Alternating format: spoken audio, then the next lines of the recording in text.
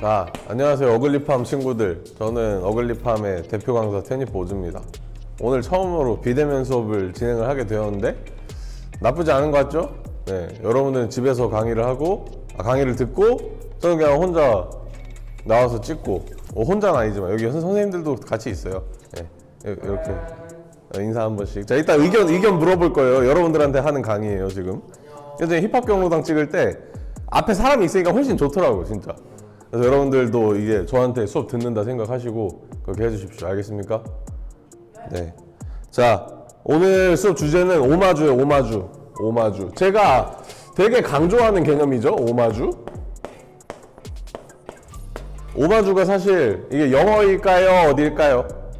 네, 프랑스어입니다. 그 영화제 유명한 칸 영화제가 프랑스에서 하죠. 그러니까 프랑스는 영화로 되게 유명한 나라예요. 그런데 이 용어예요. 오마주 자체도. 오마주가 어디서 나왔냐면 자기가 존경하는 감독이나 작가의 작품에서 일어난 뭐 대사일 수도 있고 어떤 촬영 기법일 수도 있고 그런 스킬적인 면들을 내가 한 번 더 씀으로써 그 감독이나 작가에 대한 존경심을 표현하는 게 오마주라고 하는데, 오늘은 이 힙합에서 오마주가 어떻게 사용이 되는가, 그리고 오마주와 관련된 다양한 개념이 있는데 그것들을 좀 정확히 알아보고 우리가 실수를 하지 않기 위해서 공부하는 시간을 한번 가질 겁니다. 아시겠어요? 예. 자, 이렇게 인트로가 끝났습니다. 여러분들이 어글리팜을 듣는 친구라면은 어글리팜 유튜브 채널에 있는 힙합학 개론을 다 봤어야 돼요. 봤을 거야, 그지? 안 봤다면은 당장 이 영상을 끄고 중간에 끊으면 또 근데 그 유입이 안 되지 않나? 아무튼 그냥 끄고 다시 올 거니까, 그죠? 영상을 끄고 힙합학 개론 8마일 편을 2개 딱 보고 오세요. 거기에 제가 리스펙과 연관지어서 오마주에 대한 개념 그리고 사례들을 살짝씩 섞어 놓았으니까 그 수업을 정독하고 오시는 겁니다. 다시. 그러면은 오늘 수업에 대한 이해가 훨씬 빠르실 거예요. 그런데 이제 오마주라는 개념에 대해서 살짝 우리가 배웠어요. 그러니까 제가 단어로 설명을 드렸는데 이것과 비슷한 혼동될 수 있는 개념들이 되게 많이 있어요. 그것들을 우리가 한번 알아보도록 하겠습니다. 첫 번째는 인용이에요. 자, 인용 같은 경우는요, 다른 작품에 있는 뭐 대사나 어떤 뭐 장면 이런 것들을 거의 변형 없이 그대로 가져오는 게 인용이에요. 우리가 뭐 글을 쓸 때도 이렇게 따옴표 사이에 그대로 쓰면은 인용을 하는 경우가 많죠. 근데 이런 글 같은 경우에는 출처를 밝히기가 되게 용이합니다.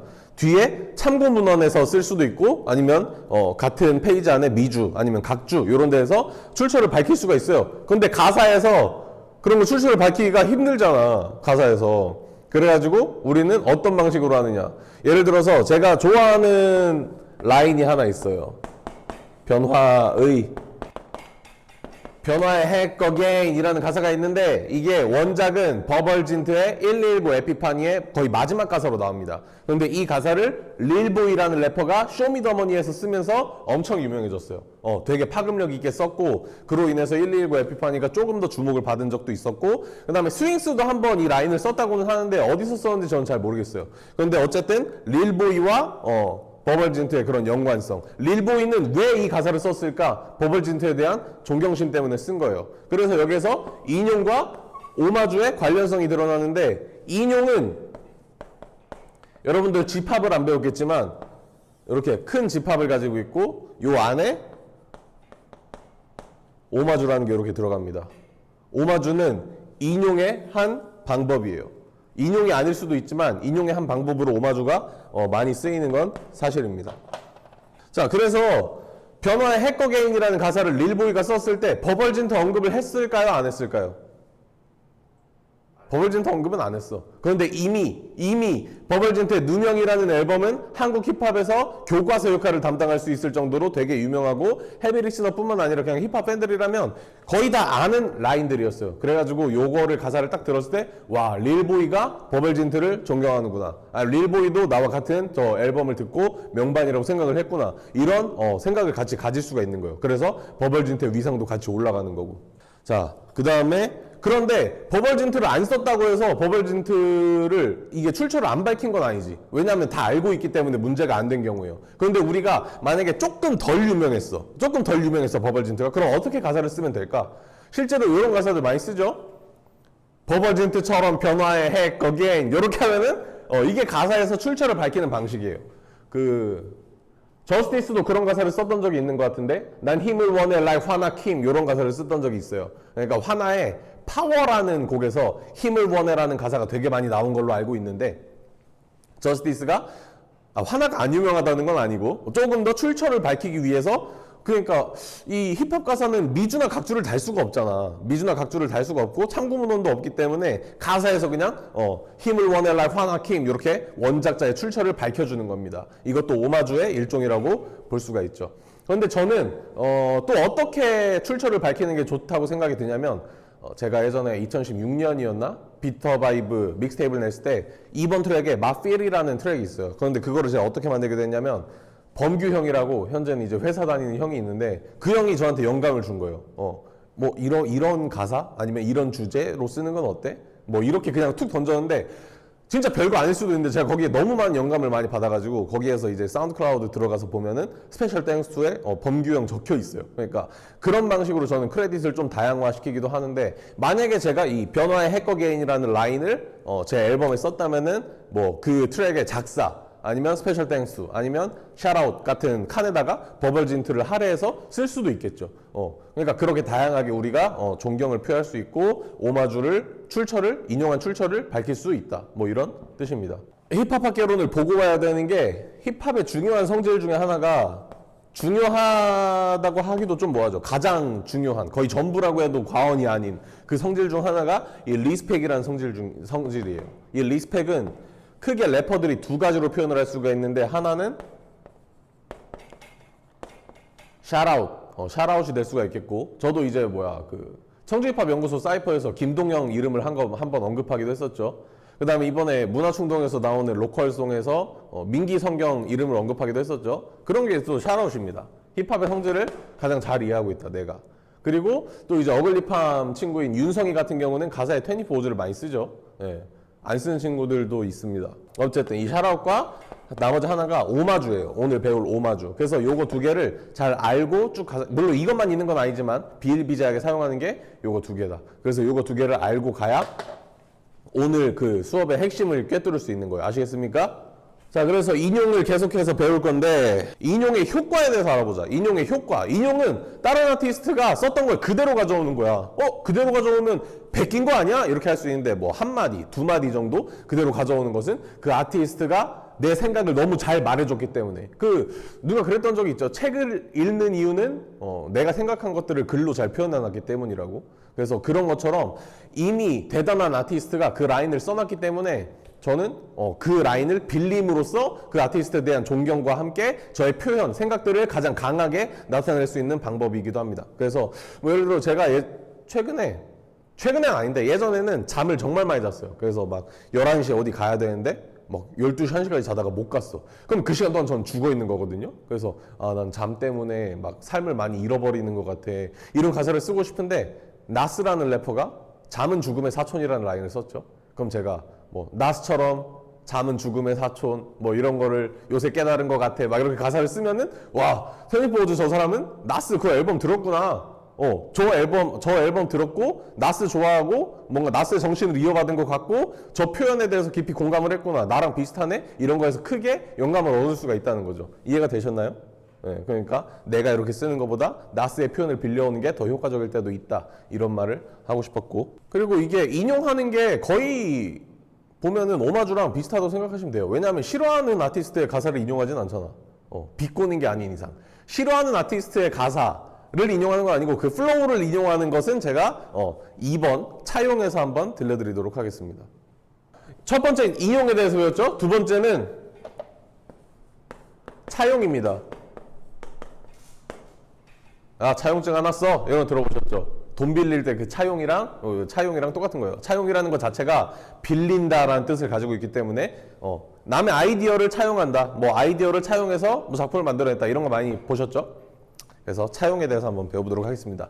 인용을 생각했을 때 우리가 인용을 제가 설명을 드렸을 때 거의 변형 없이 그대로 가져온다고 했죠. 차용 같은 경우는 변형이 생겨요. 자기의 생각이 주관이 약간 들어갑니다. 그래서 차용이라는 말이 나온 거고 특히 뭔가 형태적인 거, 생각적인 거, 아이디어적인 것들을 많이 가지고 올 때 차용이라고 써요. 그래서 제가 대표적인 예를 하나 가지고 왔어요. 흑열가. 제가 흑열가 가사를 딱 보면서 아 이거였지 하는 게 있어요. 이현도 님이 불렀던 흑열가에 조피디 파트가 있습니다. 조피디 파트 가사가 뭐냐면 현도 이렇게 보듯이 멋진 만남으로 뭣도 모르는 애들 한 수 보여주로 누가 뭐래도 우리는 힙합에서도 이런 힙합 이야기가 너무 낯설어도 요렇게 랩을 하는데 P타입과 친한 포워드라는 래퍼가 있어요. 근데 포워드가 조피가 너무 싫은 거야. 왜 싫은지 나도 몰라. 근데 디스를 했어요. 힙합에서 원래 디스 하잖아. 그래서 포워드가 버벌진트랑 같이 노자라는 곡을 발표를 합니다. 근데 여기에서 벌스2에서 어떤 가사를 쓰냐면 산도 이렇게 보듯이 멋진 과자들로 뽀또 모르는 애들 한 번 먹여주러 누가 뭐래도 우린 딸기 맛산도 이런 과자 이야기가 너무 낯선 너도 이렇게 과자 이야기를 써요. 플로우가 똑같아 근데. 그러니까 정말 고차원적으로 엿을 매긴 거예요. 그러니까 가사는 하나도 뺏겨오지 않았고 오히려 그 가사들을 되게 재치 있으면서도 잘 비꼬고 의미 없는 것들로 이 플로우를 뺏겨오면서 완전 그냥 네 플로우는 요 과자 같은 거야 이렇게 한 거지. 그러니까 차용 같은 경우는 인용 같은 경우는 존경하니까 그대로 가져왔어. 근데 차용 같은 경우는 오마주의 의미로 많이 안 쓰이기도 한다는 거죠. 그러니까 이 사람의 거를 베껴와서 욕을 할 수도 있다는 거지. 그래서 실제로 이따가 차용의 예시 중에 정말 부정적인 예시들이 있어요. 뭐냐면 표절 그리고 위조 이런 것도 차용에 해당이 됩니다. 그러니까 이런 건 절대 하면 안 되겠죠. 근데 우리가 약간 허용이 되는 차용의 종류가 또 있어요. 뭐냐면 패러디, 패스티시. 요거는 허용이 되는데 제가 이건 부정적인 차용이라 그랬잖아요. 그렇다고 해서 얘네가 뭐 딱히 긍정적이진 않아요. 그런데 얘네는 패러디 같은 경우가 방금 포워드가 조피디에게 했던 그런 것과 유사하다고 볼 수 있죠. 그래서 패러디 같은 경우는 거의 오마주와 반대되는 효과를 많이 줘요. 패러디 같은 경우는 이따 더 자세히 설명을 하도록 하겠습니다. 패스티시도 마찬가지고요. 사실 제가 말씀드렸던 방금 흑열가와 노자의 사례가 차용인지 아닌지 저는 100% 몰라요. 그런데 일단 제 생각은 포워드가 조피디의 그 플로우 아이디어를 차용을 해서 자기만의 예술로 승화를 시켰죠. 거의 예술적인 비곡이었어요, 이거는. 그렇기 때문에 저는 이거를 차용이라고 생각을 해서 여러분들께 알려드렸습니다. 자, 패스티시에 대해서 다시 설명을 해드릴게요. 패스티시는 뭐냐면 우리나라 말로는 짜깁기나 짜집기나 짜깁기 뭐 이렇게 우리나라 말로 변형이 되는 거예요. 자, 예를 들어서 저기 내덕동인가 우암동에 국립현대미술관이 있죠. 국립현대미술관 하나를 그 자체를 우리가 예술작품으로 생각을 해보는 거예요. 거기 1층에는 수장고라고 창고 형태로 아티스트들의 여러 작품들이 전시가 되어 있어요. 근데 그 전시는 딱히 어떤 목적이 있는 전시는 아니에요. 그냥 창고의 형태로 개방해 놓은 거지 어떤 하나의 목적을 가지고 그 작품들이 큐레이션 돼 있는 건 아니에요. 그래서 그런 형태를 국립현대미술관의 1층 자체를 하나의 미술작품으로 본다면 그것들은 패스티시입니다. 그러니까 어떤 목적 없이 그냥 나열만 되어 있는 거예요. 여러 작품을 따와가지고 나열해 놓은 거예요. 그런데 국립현대미술관 4층인가 5층에는 분명히 기획전시실이 있습니다. 그런데 그 기획전시실은 여러 아티스트의 작품들을 모아놓고 하나의 목적성을 가진 전시예요. 그래가지고 그런 것들은 패스티시가 아닙니다. 그것들은 그냥 큐레이팅 되었다라고 표현을 할 수가 있겠네요. 자, 그 다음에 패러디 같은 경우는 패러디 예전에 하나 한 게 있었는데 그 패러디 영상 중에 정말 재미있는 게 있는데 제가 유튜브 링크 찾아가지고 댓글로 달아드릴게요. 스티브 잡스 캐릭터랑 빌 게이츠 캐릭터가 랩으로 막 디스를 하는 거예요, 서로. 그래서 되게 재밌는 게 있었는데 제가 지금은 까먹고 아마 이거 힙합학개론 찍었을 때 했던 것 같은데 했던 것 같고 제가 원본 영상도 있으면 첨부를 해드리도록 하겠습니다. 그래서 아까 말씀드렸던 것처럼 패러디는 패스티시와 달리 어떤 목적이 있어요. 그런데 그 목적이 뭐냐면 오마주와는 거의 상반되는 목적입니다. 거의 풍자에 가까운 목적을 기반으로 하고 있고 그렇기 때문에 뭐 개그 프로그램에서 힙합이 딱 등장했을 때 거의 패러디 요소로 많이 쓰이죠. 그래서 누구였죠? 김민교였나요? 김민교가 박재범에게 마더 파더 하니까 박재범이 우리 어머니는 하늘에 계셔 이러면서 눈물을 훔쳤던 장면, 그런 것들이 패러디라고 볼 수 있겠습니다. 힙합의 폭력성을 약간 비꼰 거라고 할 수 있겠죠. 자, 이쯤에서 레퍼런스에 대한 이야기를 한번 해보려고 합니다. 레퍼런스. 표절이 들어가니까 레퍼런스 이야기를 우리가 또 안 할 수 없잖아요. 그죠?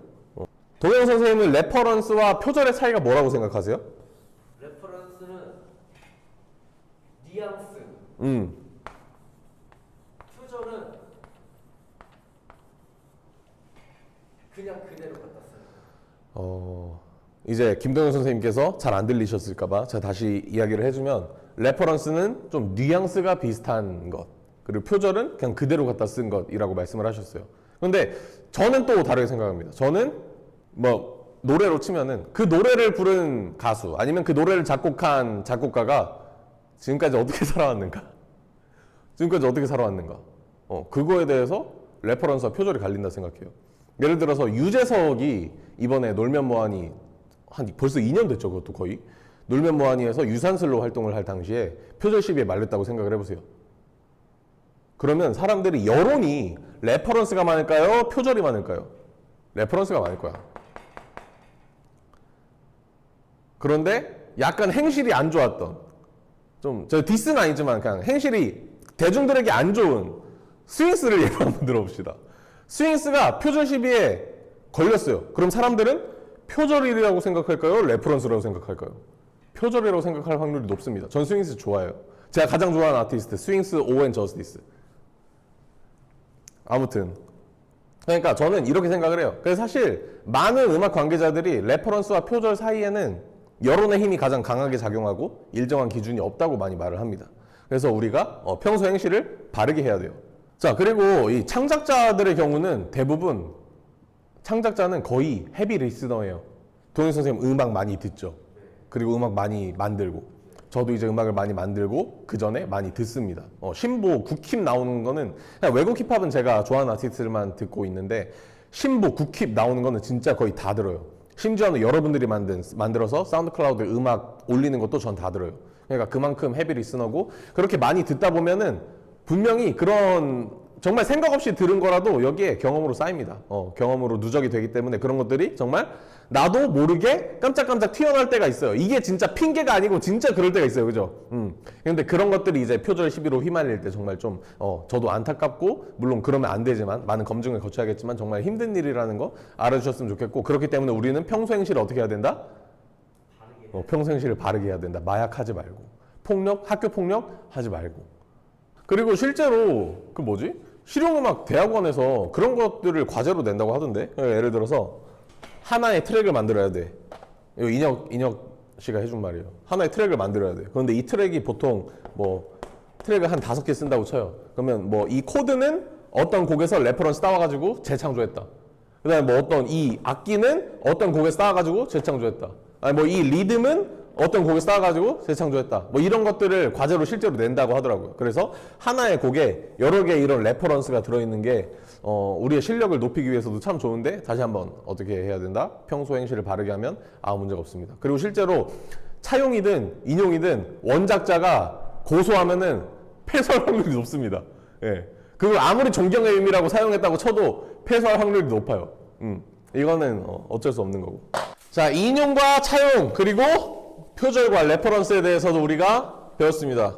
우리 이제 진짜 오마주를 딱 들어갈 건데, 오마주에 대한 예시를 한번 보고 갈게요. 빅 L, Rest in Peace. 빅 L의 풀이론 보면 제가 좋아하는 가사가 나옵니다. Rap, stand, slamming, I keep a heavy cannon. 이런 가사가 나오는데, 이 가사를 똑같이 누가 썼냐? 오웬과 딥 플로우가 같이 한 헤빌리 오버도즈. 여기서 오웬이 빅 L의 가사를 한마디 똑같이 가져옵니다. Rap, stand, slamming, I keep a heavy cannon. 이런 걸 똑같이 해요. 그 다음에 오늘 충동 많이 나오네. 문화충동 사이퍼에서 테니포 오즈. 저가 또 요 가사를 씁니다. Shout out to Famo Tenny for the years. 청주 빼놓은 Keep a heavy cannon. 이런 가사가 나와요. Keep a heavy cannon. 왜냐면 오웬은 누구를 존경했기 때문에, 빅 L을 존경했기 때문에, 그리고 테니포 오즈는 누구를 존경했기 때문에, 오웬을 존경했기 때문에, 이렇게 또 시대 정신이 흘러 내려오는 것도 있죠. 그 다음에 아까 제가 기생충 얘기했나요? 안 했습니다. 그 힙합학 개론을 보면 영화 얘기도 나와요. 거기서 이제 봉준호 감독의 기생충에서 어떤 장면들이 쿠엔틴 타란티노의 오마주다 이런 것도 나오니까 한번 꼭 보시고, 또 힙합의 예시를 하나 더 드리자면 요거는 그냥 인용이었죠. 인용. 한마디를 그대로 베껴온 인용이었어요. 오마주 중에 인용. 자, 그런데 이제 도플라밍고라는 프로듀서가 있습니다. 도플라밍고라는 프로듀서 앨범에 하하라는 트랙이 있어요. 저스티스가 작업했던. 거기에는 이런 가사가 나와요. 난 새소리를 뱉고 지붕 위에 있어 바이올린 소리로 페이 올리는 소리. 가리온의 지붕 위에 바이올린이라는 게 있어요. 이거 노래방에도 있어요, 참고로. 그래서 사실 가리온은 피처링이고 누구 거냐? 프라이머리. 이때는 아마 프라이머리 스쿨이었나 그럴 거예요. 저 P스쿨, 프라이머리 스쿨, 프라이머리 세 개의 차이가 어떤 건지 정확히 모르지만 검색해보면 나오겠지. 아무튼 딱 저스티스의 가사를 듣자마자 요게 생각이 나죠? 가사를 그대로 가져오진 않았지만 그거를 인용해서 누구나 요 노래가 생각날 수 있게, 이 노래를 아는 사람이라면 누구나 이 노래가 생각날 수 있게 가사를 써가지고 가리온 형들에 대한 존경심을 표현했다고 볼 수 있겠습니다. 이것도 오마주의 한 사례가 될 수 있겠죠. 자, 그래서 아까 요런 제가 의문을 생각을 해봤어요. 어디까지가 오마주로 활용이 될 수가 있을까? 제가 아무리 ON을 좋아한다고 해도 ON의 가사를 8마디, 16마디 이렇게 다 가져오면은 그거는 오마주가 아니야. 그죠? 이거는 그냥 뺏긴 거야. 제가 아무리 ON을 좋아해서 긍정적인 의미로 16마디를 그대로 쓴다고 해도 그거는 ON이 들었을 때도 얘 나 존경하는 거 맞아? 근데 어떻게 가사를 이렇게 썼지? 이런 생각이 들 거고, 리스너 입장에서도 이게 무슨 예술이야? 그냥 뺏겨온 거지. 이런 생각이 들 거예요. 자, 그래서 마지막으로 말씀드릴 거는 다른 예술 장르들에 비해서 힙합은 비교적 요 오마주란 틀에서 자유로워. 인용, 차용, 레퍼런스, 심지어는 이런 말은 좀 그렇지만 표절까지도 힙합이라는 장르는 특수성이 있기 때문에 요 범위에서 굉장히 비교적 자유롭습니다. 그래도 이제 현대로 오면서 그 자유로움의 문턱이 많이 또 높아지긴 했어요. 왜냐하면 이제 아티스트들도 돈을 많이 벌었고 인터넷이 많이 활성화가 되면서 그런 정보들을 쉽게 얻을 수가 있었으니까 이런 것들이 많이 높아지긴 했는데, 그래도 아직까지 힙합은 비교적 자유로운 편이에요. 왜냐하면 힙합의 역사를 보면 돼요. 힙합은 처음에 시작할 때 돈이 없었어요. 돈이 없었으니까 그냥 막 뺏겨 쓰는 거야. 뺏겨서 쓰는데 대신에 그걸 조금 비트로 해야겠죠. 저번에 이제 김민기 선생님이 준비했던 수업 중에 하나가 올드스쿨 분배 비트 중에 드럼이 찌그러진 소리들이 많았어요. 그죠? 그러니까 원조 로파이라고 볼 수도 있겠네요. 그런 것들을 왜 찌그러뜨려서 썼냐? 다른 음악에서 썼던 드럼 소리를 써야 되니까. 왜냐하면 우리는 악기를 살 돈이 없으니까. 그래가지고 그런 것들을 찌그러뜨려서 쓰면은 쉽게 눈치를 챌 수 없으니까 찌그러뜨린 거예요. 그런데 요새는 기술이 많이 발전했기 때문에 찌그러뜨려도 이거 우리 거랑 좀 비슷한데? 뭐 리듬이 완전 개똑같은데? 이런 거 쉽게 알 수가 있잖아요. 그래서 옛날이랑 지금이랑 차이는 있겠지만 그런 힙합의 어떤 특수한 성질 때문에 비교적 자유롭다. 샘플링 같은 경우도 비슷하죠. 샘플링 같은 경우도 예전에는 그냥 일반적으로 그냥 하던 거였어요. 그냥 원작자의 허락 없이. 심지어는 어떤 궤변을 늘어놓기도 하냐면 이 비트를 너무 샘플링하고 싶은데 원작자가 연락이 안 돼서 샘플링 먼저 했다. 그러더니 연락이 오더라. 이런 말을 한 사람도 있었어요. 그럴 정도로 이제 샘플링은 정말 비일비재했고, 이것도 정말 문제가 된 게 몇 년 채 되지 않은 것 같아요. 저는 특히 그걸 많이 느꼈던 게 빈지노의 달리반 피카소 때 그걸 좀 많이 느꼈던 것 같고, 그 전까지는 샘플링에 대해서 엄청 막 이슈가 되거나 그랬던 적이 크게 없었던 것 같아요. 그러니까 막 메이저 가수가 아닌 이상.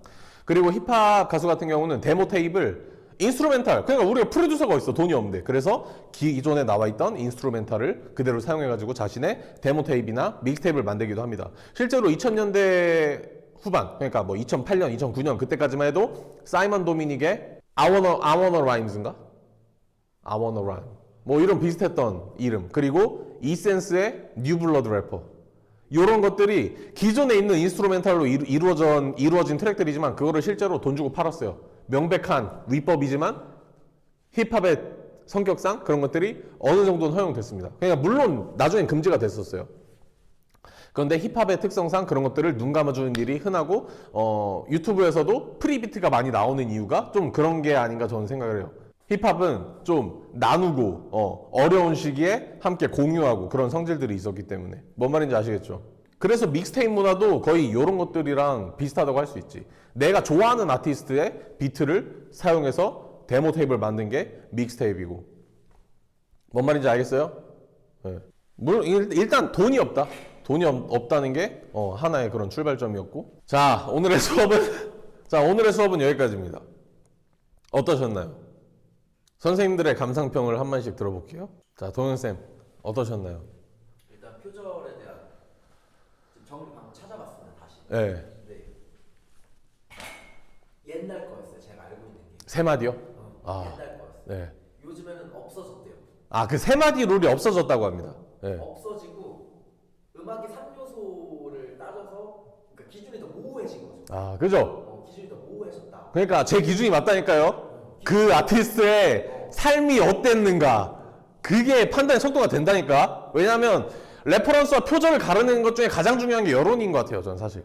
그러니까 여론을 막 뭐 어떻게 하는 건 아니지만 여론의 힘이 정말 셉니다. 찾아보니까 잘못 알고 있었어요. 아. 없어졌다고 하더라고요. 그러네요. 이것도 신기한 얘기네요. 너무 더 오히려 더 모호해졌다. 진짜 여론. 진짜 여론. 약간 이제 괜찮기도 하면서 그러니까 세 마디라는 게 그 표현의 자유로 뭔가 억압한다 그런 것 때문에 없어진 것 같아요. 그런데 사실 세 마디 정도 뺏긴 거면 약간 음악은 이제 두 소절 8마디. 그리고 이제 글은 그 6단어. 라고 명시가 돼 있었는데 이제 없어지고. 세 마디도 아니고 8마디 원래 그것도. 8마디. 8마디도 기네. 그럼 훅 그냥 가져와도 되는 거 아니야. 자, 성경쌤. 조승경 선생님. 어떠셨나요, 오늘 수업? 어떤 부분이 좋았냐면요. 네. 그 차용의 예시가 참 재미있었습니다. 노자와 흑열가? 그 포워드 씨가 네. 한 노자의 벌스가 저는 참 재밌어서 집 가서 들어볼 겁니다. 실제로 그 노자라는 게 아마 정식 발매는 안 됐을 거예요. 유튜브에 치면 나올 텐데 거기 이제 벌스 1에서 벌스 2 넘어갈 때 되게 재밌어요. 그러니까 막 연기가 들어가요, 거기에. 그러니까 이제 포워드의 이제 여자친구가 이제 막 자다가 여자친구가 뭐 여자친구 아닐 수도 있겠죠. 근데 포워드로 추정되는 인물에게 오빠 조 PD 랩 해줘 그러는 거예요. 근데 포워드로 추정된 인물이 뭔 자다 말고 조 PD를 패 이러거든요. 이 내레이션이 너무 재밌어요. 거기를 꼭 들어보시고 그 내레이션 이후에 조 PD 막 이러면서 그 과자 랩이 나옵니다. 이거를 풀 버전으로 들으면 더 재밌을 거예요. 너무 쫀득하고 그리고 이 노자라는 트랙이 가진 이 한국 힙합의 역사적 의미도 있어요. 버벌진트가 여기서 랩을 너무 잘했어요. 버벌진트가 다음 절 라임을 정식적으로 쓴 게 아마 이 트랙이 아닐까. 그 전까지는 학교 종교 육교가 라임이었는데 버벌진트의 노자에 참여한 이 벌스 하나 가지고 한국 힙합의 라이밍 체계가 바뀌었다고 해도 과언이 아닙니다. 자, 민기쌤 어떠셨나요? 재밌었고요. 네. 딱 생각났던 노래가 벤 사이퍼 릴보이랑 테이콘이랑 Justice Don Malik. 저스티스 덤말리 같이 한 것도 네 곡에서 각자의 가사에 그 옆에 있는 래퍼들의 가사를 한 음절씩 채용해서 온게 많거든요. 근데 그 곡이 되게 유명했는데 그런 곡들도 그냥 듣는 게 아니라 이런 오마주의 개념을 듣고 배운 다음에 들으면 더 재밌지 않을까. Ben You Cypher 벌스 1이 릴보이였잖아요. 그럼 릴보이는 벌스 2가 테이크 1이었나? 테이크 1의 가사를 차용했고 테이크 1은 덤말릭의 가사를 차용했고 뭐 이런 건가요? 그런 식으로 살아있어. 그런 것처럼 그런 것도 이제 여러분 다른 음악을 들을 때도 오마주의 개념을 알고 들으면 훨씬 맞아. 그리고 이번에 코스모 정글의 프리먼 정규 앨범이 발매됐죠. 거기에 또 그 가사가 인용이 됐었잖아. 가사를 왜 써? 프리스타일에서 녹음과 믹스를 뭐 집에서 끝내야게 했어. 뭐 이런 가사를 인용하기도 했어요. 왜냐면 프리먼이라는 사람은 테이크 원의 영향을 지대하게 받은 사람이기 때문에 요 오마주의 또 개념이라고 볼 수도 있겠습니다. 자, 그래서 여러분들에게 오늘 숙제를 낼 거예요. 오늘의 숙제는 오마주 개념을 사용해가지고 여러분들이 가사를 써오는 겁니다. 가사를 못 쓰는 친구들은 어떤 것이 좋다 이런 것들을 몇 개 가져오시면 돼요. 제가 가사에서 쓰고 싶은 가사는 어떤 래퍼의 이 가사예요. 이런 것들을 준비해 오시면 되고 가사를 쓸 수 있는 친구들은 요 오마주 개념을 이용해가지고 가사를 써오시면 되겠습니다. 제 노래면 더 좋겠죠?